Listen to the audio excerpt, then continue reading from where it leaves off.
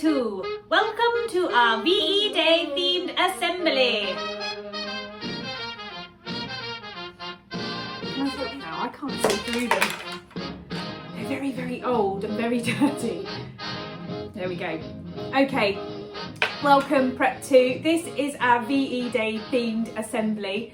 I thought you might like to join me to learn a little bit about what VE Day is, why we commemorate it each year. This year is a special anniversary, it's 75 years. So I thought I would teach you a little bit about what VE Day is, show you some props I've got on my table under here, and you can see some other video clips and hopefully enjoy what you're learning too. So during wartime in Britain, all of the people faced unknown challenges. Young men, they were sent off to war, and women were left at home to look after their families and their children, but also to man the factories and to look after the fields. Now today I am dressed as a land girl. Okay, I've got my dungarees on, got my shirt on, my sleeves rolled up, my headscarf on, and I am ready to go out into the fields to do some farming to make sure that we've got enough food to feed the country. Many children, you may or may not know, were evacuated during the war, which meant that they were sent from big cities to go and live in the countryside without their mummies and daddies, and they might have been separated from their brothers and sisters, and that was to keep them safe in the countryside. Can you imagine that? Can you imagine being an evacuee and having to just suddenly move somewhere completely new? Okay, now food. Food was rationed, and rationing meant that we were told by the government how much people were allowed to eat, okay, how much people were allowed to have each. And they did that so that it was fair across the board, so that everybody had the same and hopefully nobody went without. Everybody was encouraged to grow vegetables in their back gardens, and they were told to dig for victory so that they could grow things in their garden so they had a bit more to eat and so that there was a lot more to share around. Now I'm going to show you now some of the rations that people were allowed, and I think you'll be amazed at how little it was. I'll be 1 minute. Okay, so what we've got here now are some examples of some of the rations that were allowed for an adult for a week. Okay, so let's have a look at this plate. Move these ones out of the way. Okay, so on here I have got the allowance for a grown-up for a week. Okay, there were other things too, but these were the ones that I could find in my kitchen today. So you were allowed 2 ounces of cheese. Okay, I'm doing this in ounces because that was the measurements that were used back then. They didn't use grams and kilograms like we do. Okay, so 2 ounces of cheese. That's not very much. You know, Mrs. Loudon loves cheese. I could eat that in one go. That would have to last a week. You were allowed the same amount of butter. And that looks like a lot of butter piled up on a plate like that.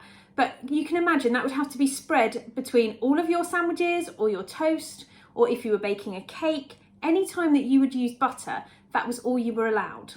Okay, now this is the amount of bacon you were allowed a week, and this is actually a bit more, but that is 1, 2, 3, 4 slices of bacon. Now that for me would be maybe 2 bacon sandwiches. I don't eat that very often, it's a bit of a special treat, but then I might eat other things too. But that was your allowance of bacon and ham, was just that amount. And you can see it rolling around at the bottom, I hope it doesn't break.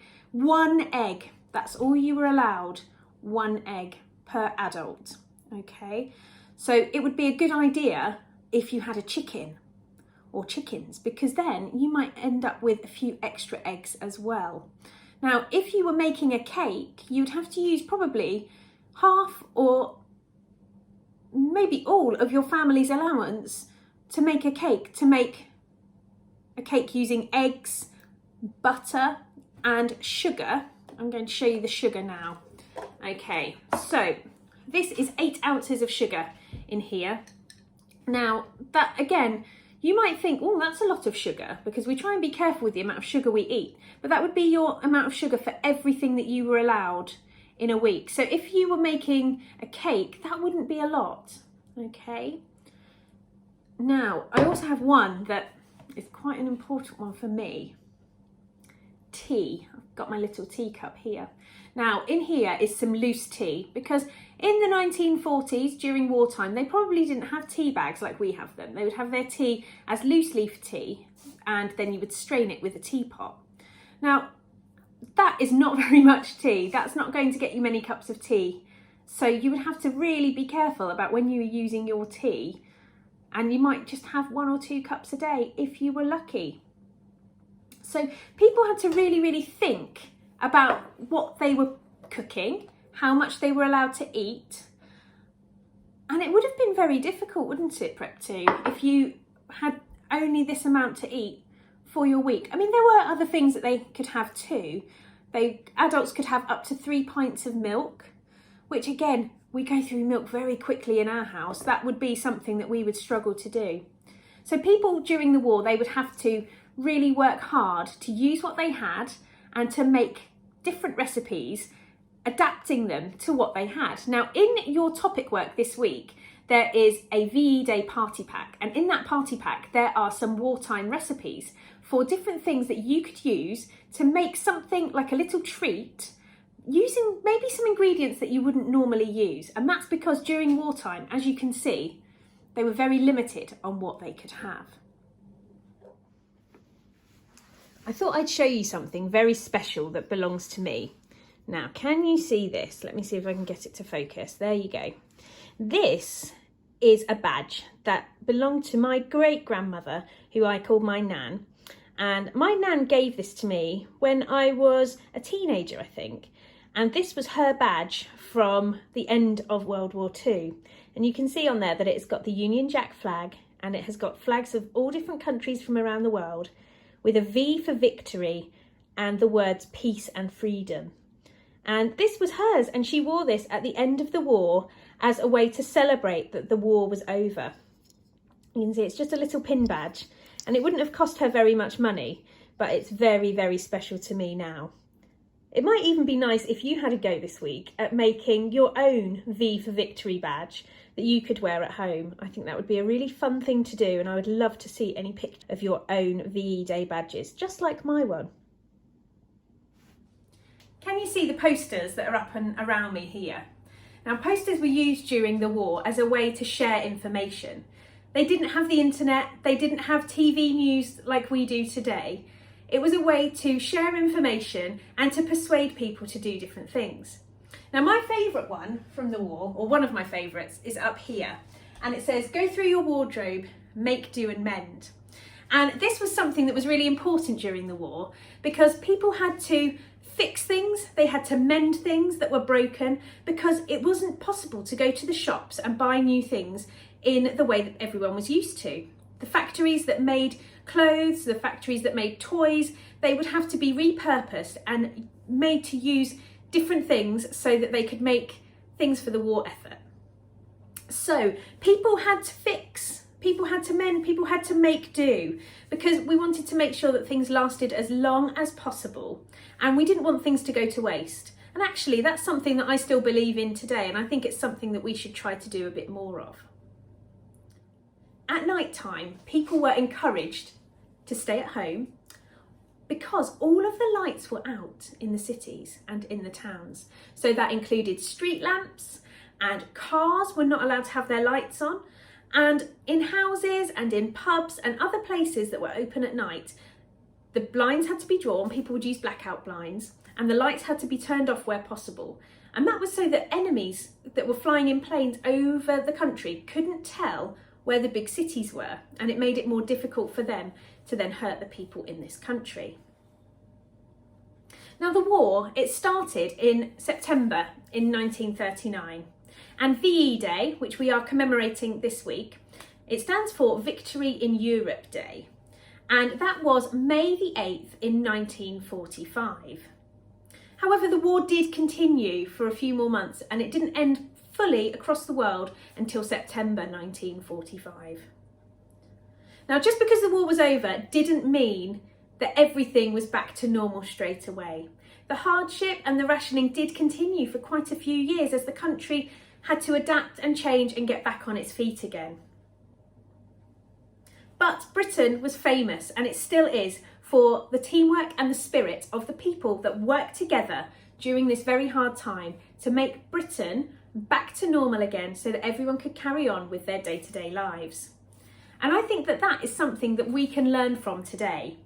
Now, we know that we're lucky, we're not at war, but these times have some similarities, and our lives have changed quite drastically, almost overnight.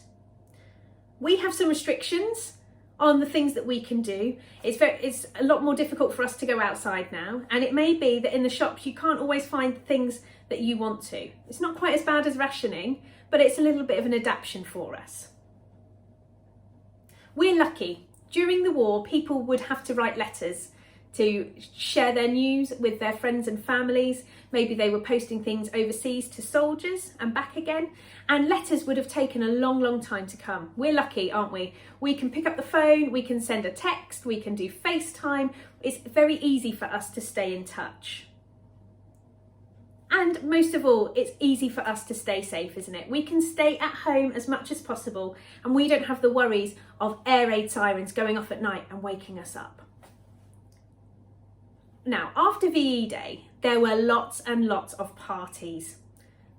People were wanting to celebrate. They ran out into the streets, they hugged their neighbours, they were singing, they were dancing, they were listening to music, they were sharing lovely, lovely food.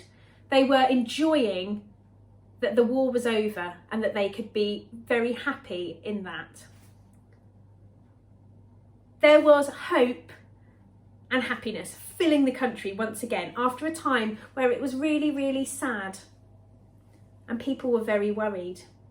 Now, that I hope that soon we will be able to celebrate together again. I hope that we can run out into the streets, or we can run up to each other at school and say hello and share a hug, share a smile, and celebrate that we can all be together again. And I hope that we can do that in the same spirit as VE Day. And I hope you enjoy looking at some of the clips from that time, which I'm going to pass over to now. Bye, everybody. This was the British people's finest day. VE Day, the end of the German war. Throughout the country, at homes and at work, a nation exploded with spontaneous rejoicing for a great and wonderful deliverance.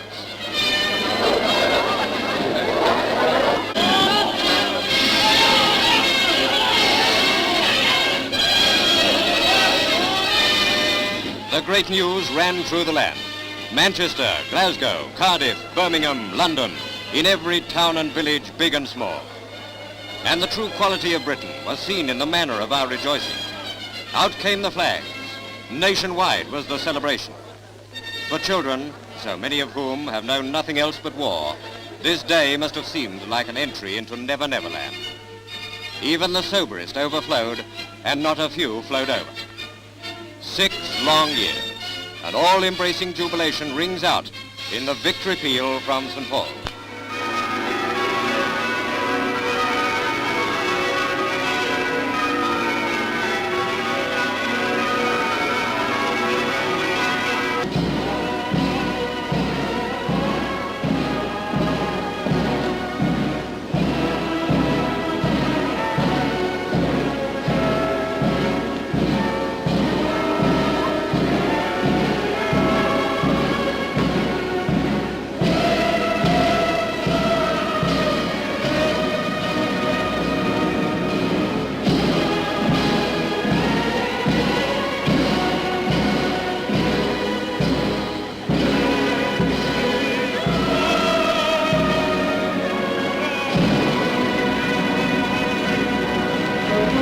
Thank you.